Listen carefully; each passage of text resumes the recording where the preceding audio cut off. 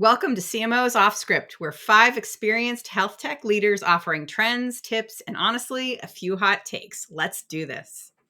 Welcome back. It is season 3 of our podcast, which to me is amazing because, wow, we did it and we're in season 3. So that's super exciting. I'm glad to have everybody back here. I do want to have a shout out. We are usually a group of 5, but Julia is traveling today and not able to join us. So cheers and hats off to Julia on your travels. We miss Cheers. you.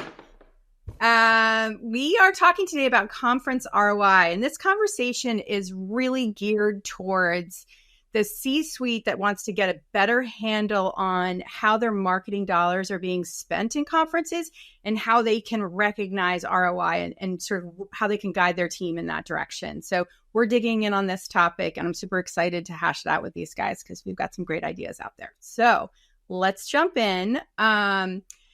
Special note, we're not going to get into the specific conferences because honestly, there are so many and it really depends on where you are in the industry and what's important to you. So we're going to talk more about how at a comprehensive level you can get conference ROI. So what that means. So let's jump in. I'd like to hear from you guys. What does conference ROI mean to you? Why do you go to conferences? What's the value? Let's hear it. I'll kick us off. I think for me, and we've all said this at one point or another, brand building and lead generation are the top 2 reasons to really consider a conference. There's a dozen other reasons that you could talk yourself into, including seeing what content's out there, being where your competitors are, many others. But if you're not looking to do some brand awareness building or lead generation, you're probably wasting your money. Facts. Boom. Full stop.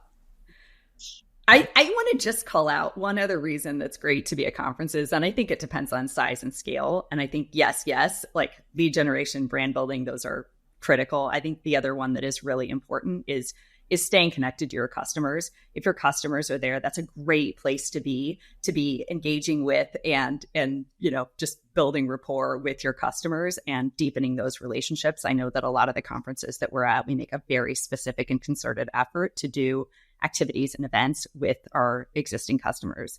It's a lot easier to retain existing customers than it is to build new. So deepen those relationships while you're also working to build a brand and acquire new business. Totally agree with that. I'm gonna tag on to what you said and say also staying in touch with the trends in the industry. Totally. I think conference floor walking is one of the best ways to see how your competitors and your partners are talking about your industry and just really connect with what are the buzzwords, what are the messages, what are the core value propositions. Like as a marketer, there's a huge value in really absorbing your industry and how people are positioning. I kind of love that. Man, you ladies nailed it. I think I want to summarize it all by quoting Ariel by saying, I just want to be where the people are.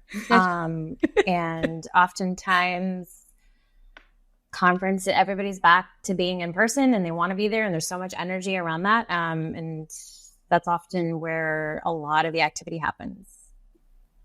I love that. I actually don't usually want to be where the people are personally, but yes, your brand needs to be there. I'm in it for the swag, y'all. Are you not? For sure.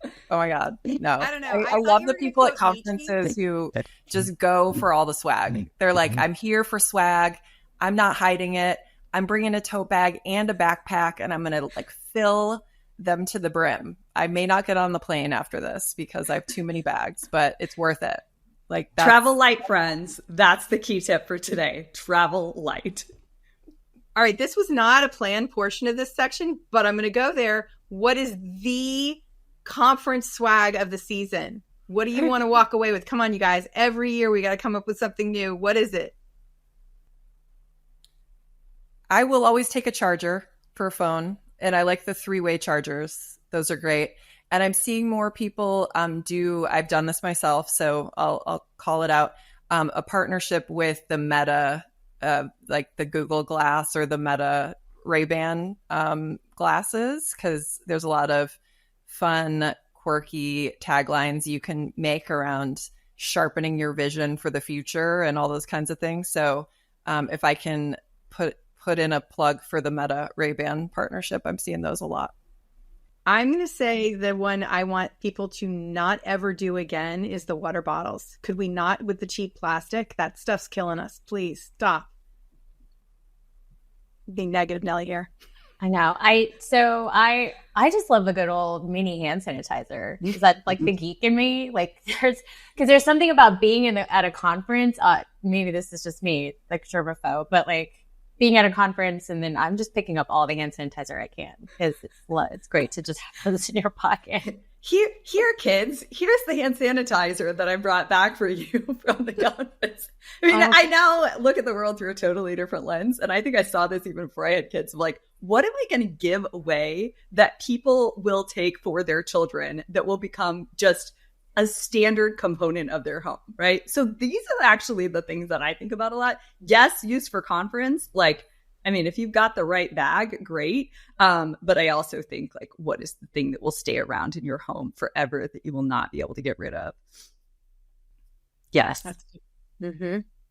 Awesome. All right. I'm going to shift us down and talk about our favorite topic. Harkens back to our first episode, y'all. Marketing metrics. How do you track ROI? What are we looking at? What's the data that you use to prove that the conference was valuable, or to, which I think we all have to do also, prove that the conference was not valuable and we are not doing it next year, folks? I mean, I'm for sure looking at leads. I'm for sure looking at how many meetings did we schedule. I think those two are just like baseline.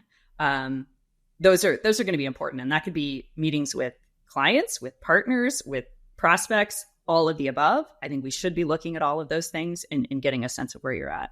So I'll start with those two and leave some space for everyone else.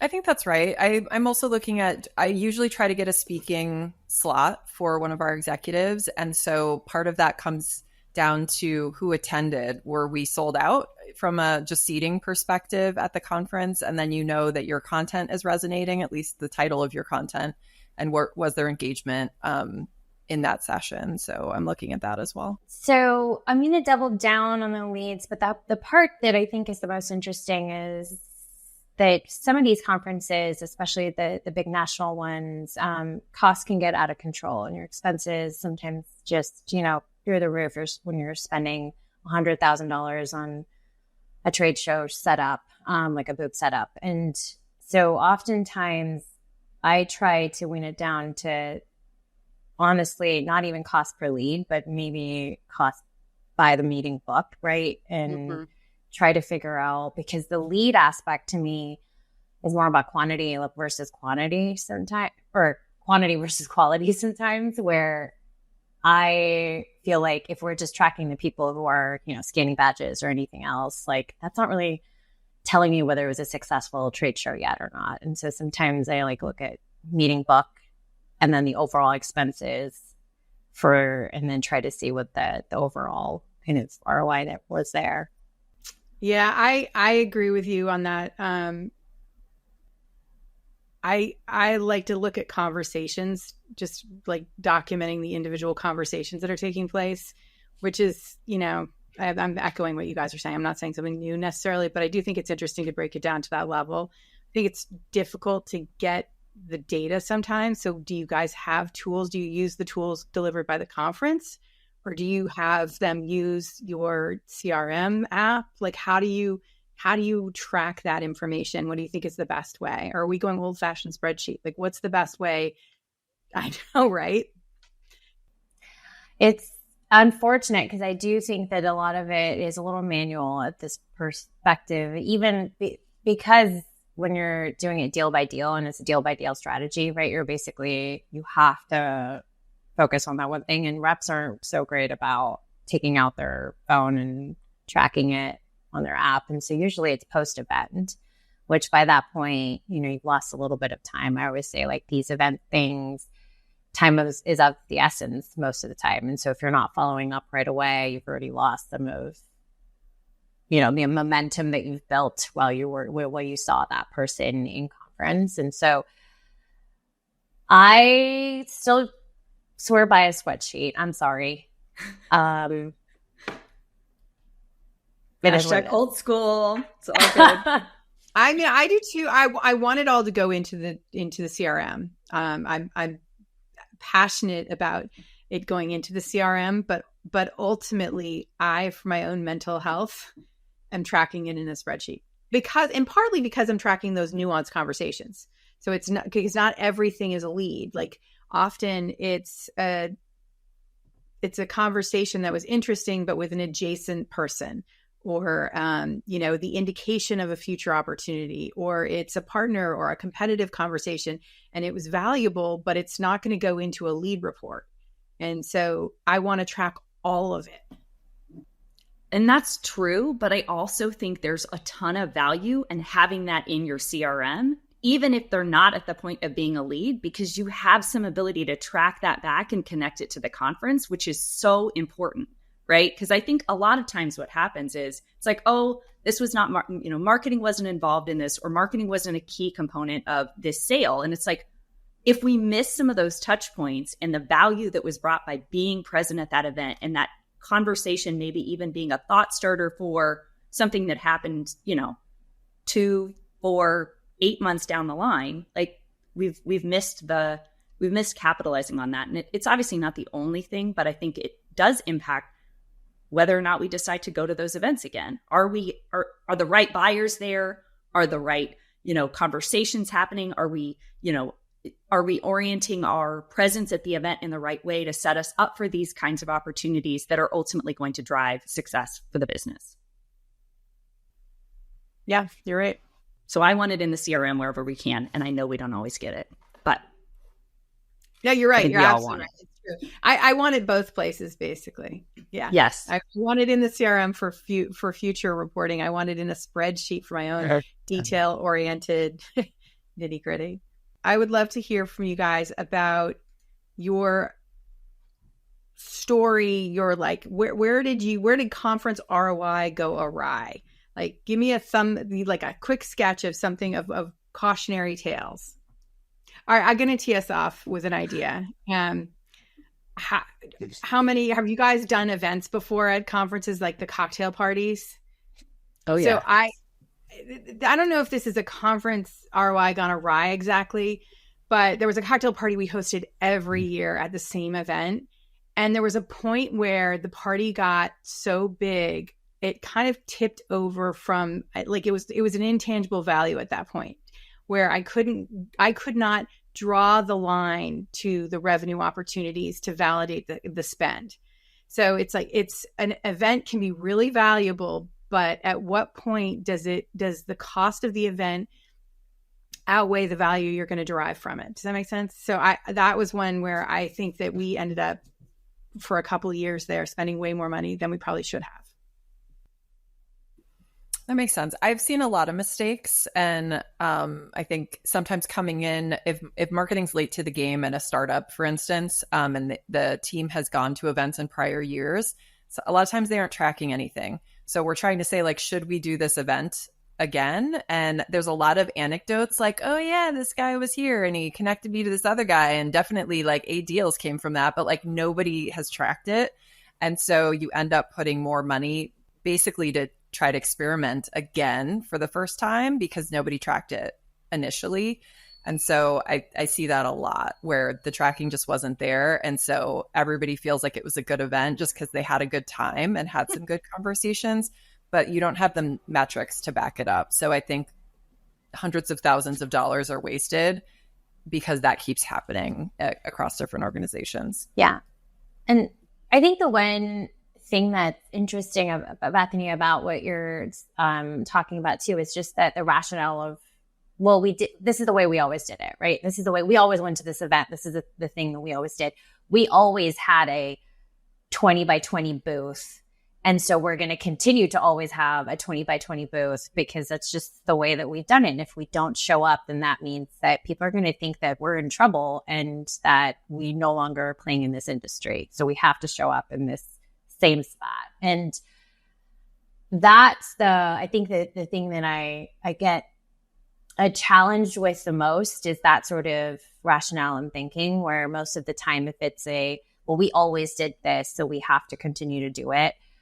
And when as a marketing leader, you're trying to experiment and trying to use the expenses and the like what you budgeted for in the most, in the most creative way possible, where you could maybe go get more meeting spaces, or maybe you could host an after, a networking event. Maybe you could do something else. And yet the traditional sort of thinking is the thing that's stopping some of that from happening. I think that's where most of my like gone awry experiences are, because, it's we've always done this. We have to go. We have to go to this event. And I'm thinking to myself, do we though? I don't know. Or maybe we go, but we don't have a 20 by 20 booth this time, and we do something different.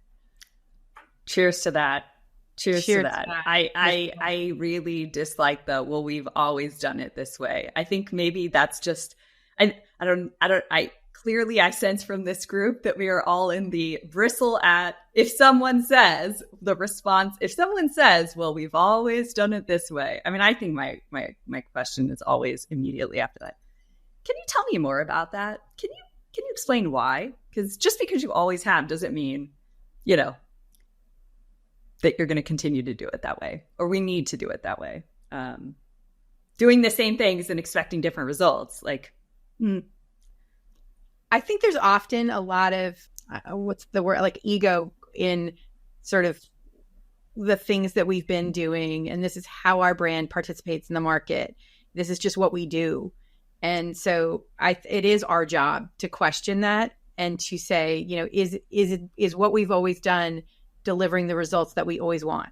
And is there an opportunity for us to refine this? And, you guys have mentioned it, but I think looking at how you can engage differently. So is it that we sponsor an event instead of having a booth? Is it that we get a conference room and we set up individual meetings? There are other ways to participate in events that are important to often the founders or the people who have been running the company for years.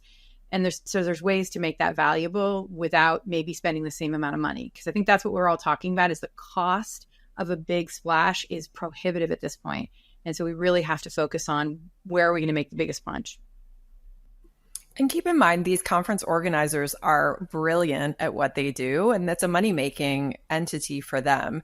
And so driving FOMO, driving, this idea that this is the place you have to be for your brand to be relevant or recognized is what they do best. And so it is really hard to see through that sometimes. But I do recommend anytime you can partner with either a customer or another vendor to do something, a surround event. The trend I'm seeing is a lot of smaller startups and even at scale startups are saying, and at scale businesses, they're saying, okay, we won't even go to the conference, but we want to be around the conference. We'll send a couple people. They'll be walking the halls, walking the exhibit floor, and then we're going to invite people, leverage that occasion to invite people to our offsite event, or any number of things that are sort of surround. And so I see that working really well and being a better maybe ROI sometimes for an organization. Have done that many times. And I think it can be incredibly effective, right? Skip the booth. Honestly, and I think the other piece of that is there's always the trade-off of well, you didn't have a presence at the booth. Is there, again, back to, I think, an earlier comment, is there something wrong? Do we need to be concerned? And maybe you don't need to have the booth. Maybe you are going and having that meeting room. Maybe you are having that offsite event and you're creating buzz in a different way, right? So I think there are ways to create buzzworthy moments that don't require necessarily that level of investment. I mean, obviously, as much as you can, try and get on the stage, right? When and where you can. That thought leadership is so valuable. And particularly if you're going to be making a pretty substantial financial investment, really make that effort to get on stage. Because right then and there, you're automatically getting the added exposure. And so I'd say, not that I want to continue to share this with everyone else, but I think we all know you want to be on stage when and where you can. And I think one thing I would just like to point out with that, though, too, is I think that a lot of folks assume that getting on stage is just about doing the best job and putting forward the best submission. And it is not always about that. And so I want to acknowledge that. And I want to highlight that because I've had folks where I've had to explain, listen, this organization has made a substantial financial investment with this industry, this competitor has made a substantial financial investment with this industry organization that hosts this very, very, very large conference that I will not name. And it is very clear to me that the reason why they were on stage 3 times when their submission process is like putting together a PhD, like putting together your dissertation. The reason why they're on the stage is because they've invested, $500,000 with this industry organization. So I think just wanted to put that on the table. That's a really good reminder to everyone. Yeah, I agreed. And I think a lot of business executives are seeing other brands get press coverage or get speaking opportunities.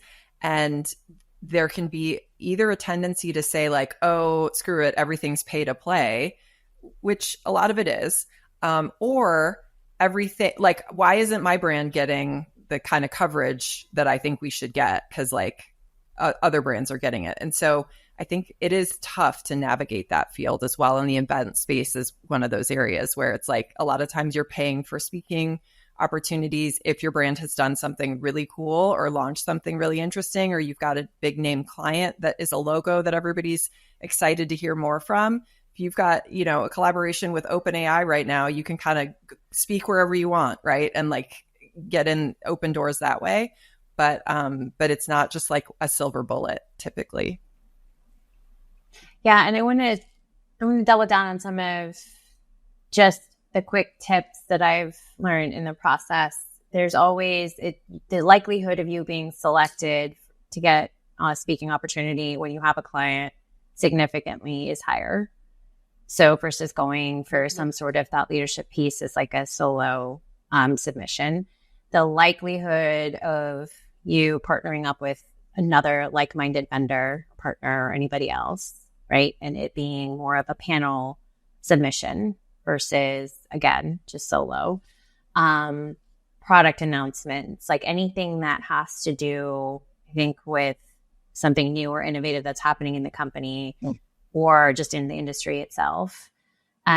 Those I'd say that I've seen from my experience have gone way further than spending the time writing a bunch of submissions for just one thought leadership piece of, for the CEO or the founder or anybody else. And so usually there's like a cost benefit analysis that I basically on like time where I'm like, if we don't have a partner or a client or et cetera, doing this with us, I'll just go try to find that opportunity versus trying to submit as a single, as just that one speaker.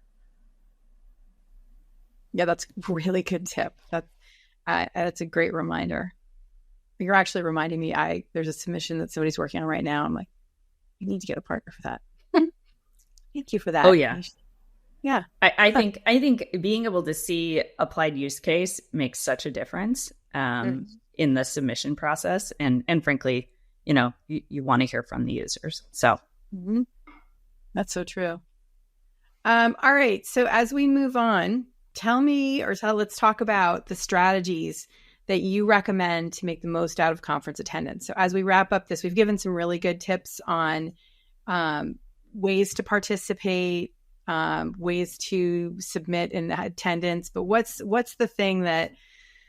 strategies do you think are most effective to get ROI, the best ROI out of conference attendance? Like, what are we going to leave people with?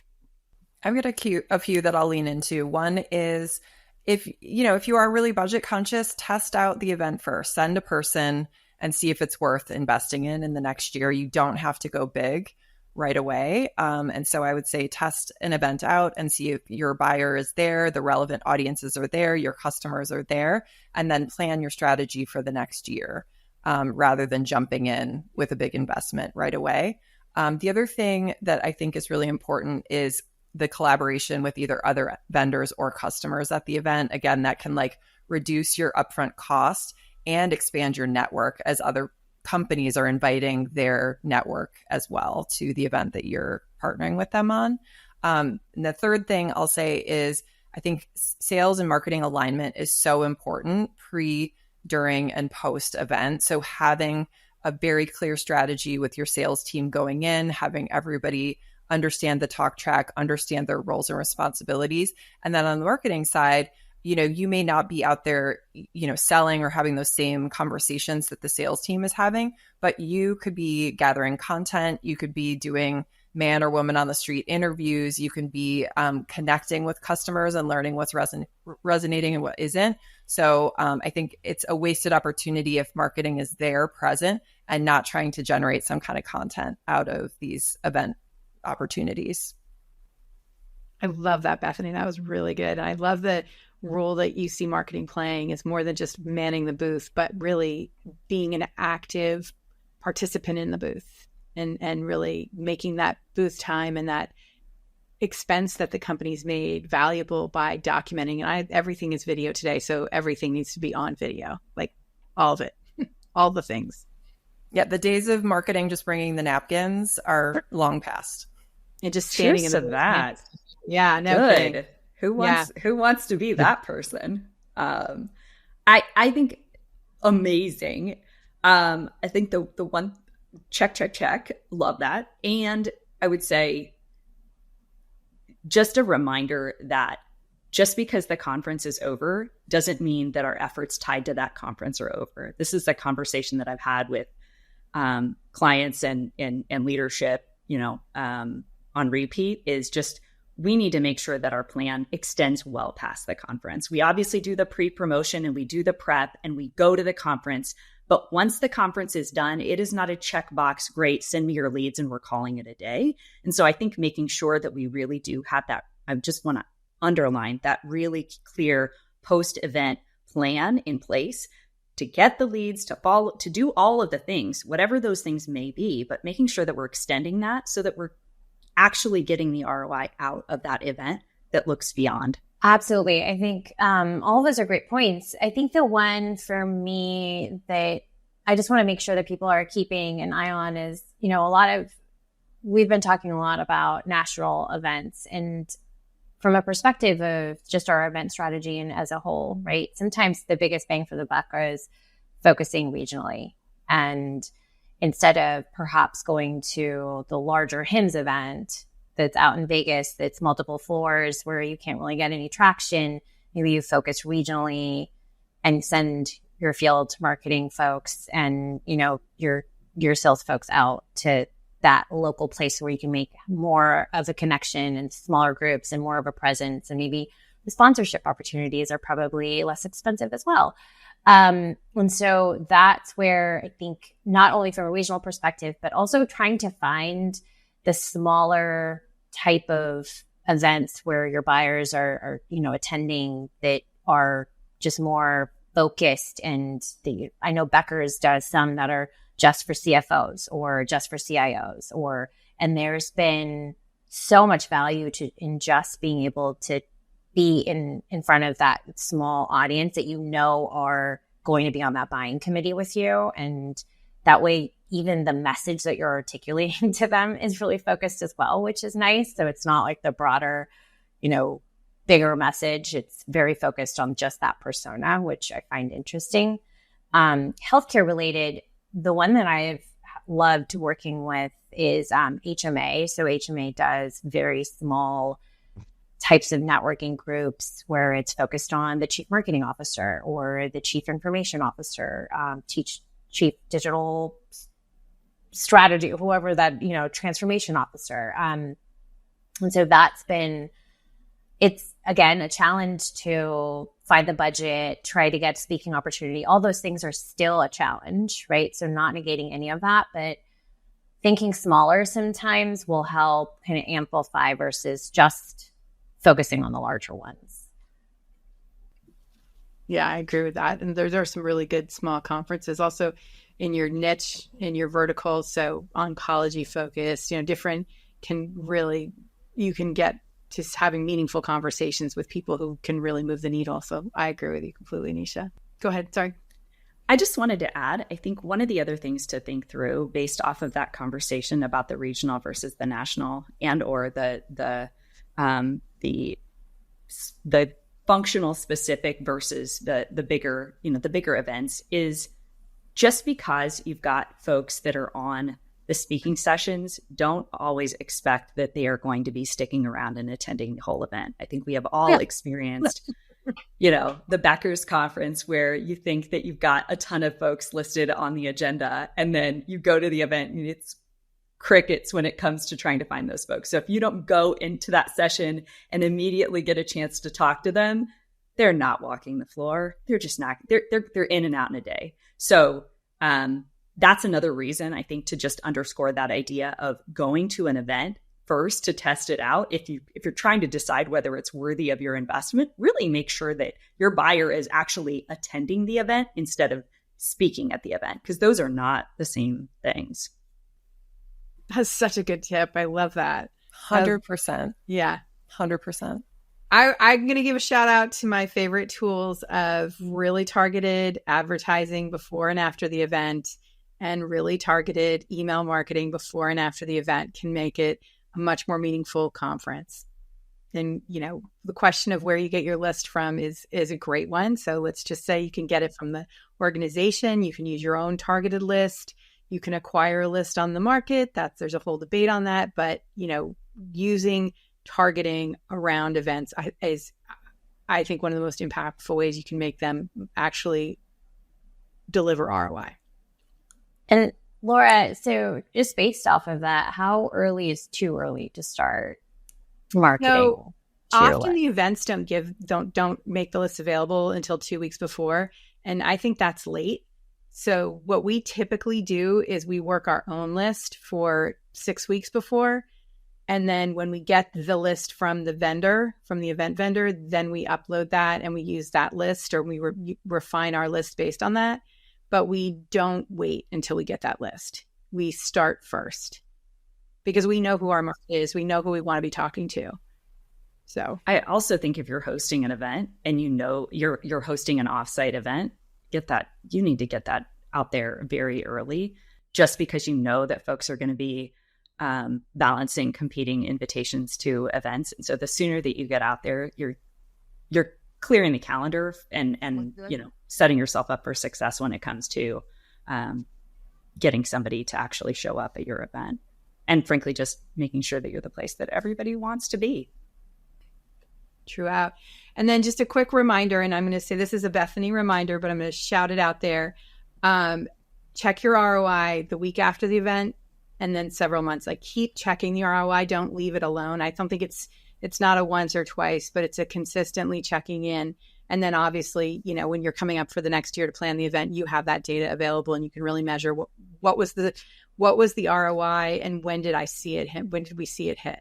When did we actually realize the ROI?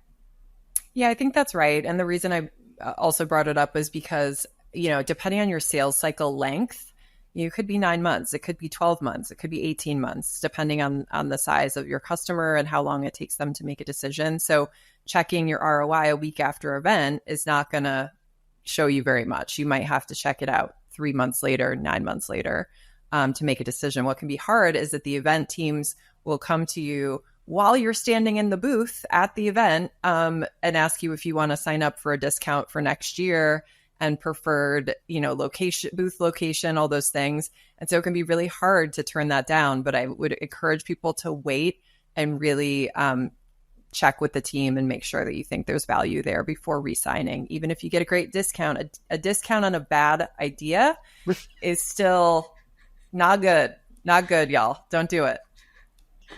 Raise a mug to that one. Yes, that's and yes. Quotable. I love a discount, but not on bad value. I like. I want to see that pulled out. That's lovely. All right, everybody. I'm going to wrap this one up. This has been great. I love all of the ideas. Super tangible. Thank you so much. I really appreciate everybody's time today. And I hope this is helpful to our C-suite and leadership friends out there. Hope you got some good nuggets out of this. And we look forward to talking again soon. Bye, everyone. Thanks, everybody. Bye, guys. Bye. Thank you. Bye. That's a wrap for this episode of CMO's Off Script. This podcast was made possible by Breezy Hill Marketing. Don't forget to explore the podcast notes or cmosoffscript.com for additional insights and resources. Until next time, be bold and stay curious.